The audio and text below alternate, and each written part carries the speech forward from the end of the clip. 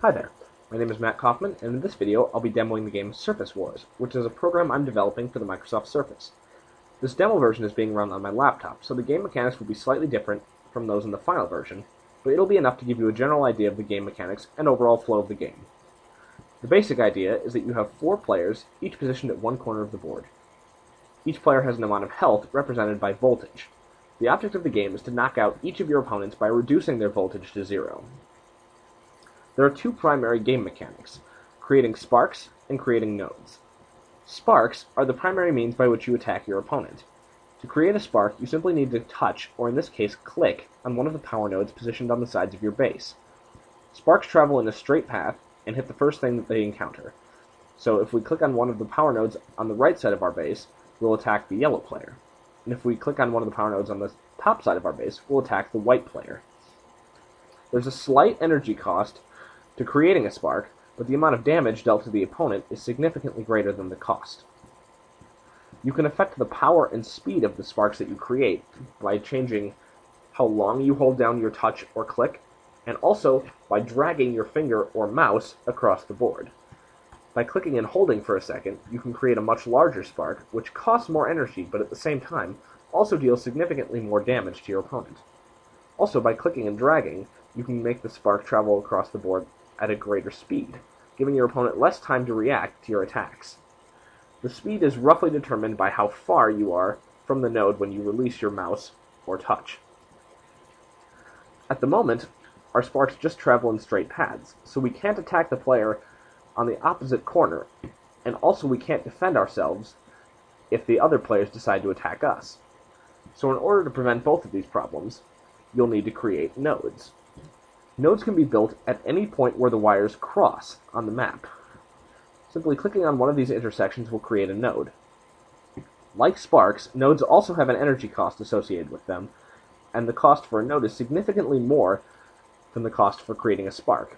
However, nodes can be much more useful, which means that their greater cost is mitigated by their increased usefulness. When a node is first created, all 4 sides are closed. You can see this here because there are no lights visible on this node.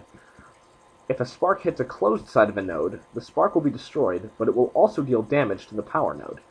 If the node sustains too much damage, it will be destroyed, requiring us to build another one, which wastes our energy. So to prevent this, you'll want to reroute your opponent's sparks by opening up some of the ports on your node. To open up 2 ports, simply drag your mouse or your finger across the node in whichever sides you want to be open. You can drag to open the top and bottom, sides, or you can create a corner, which will allow you to redirect your opponent's attacks towards your other opponents.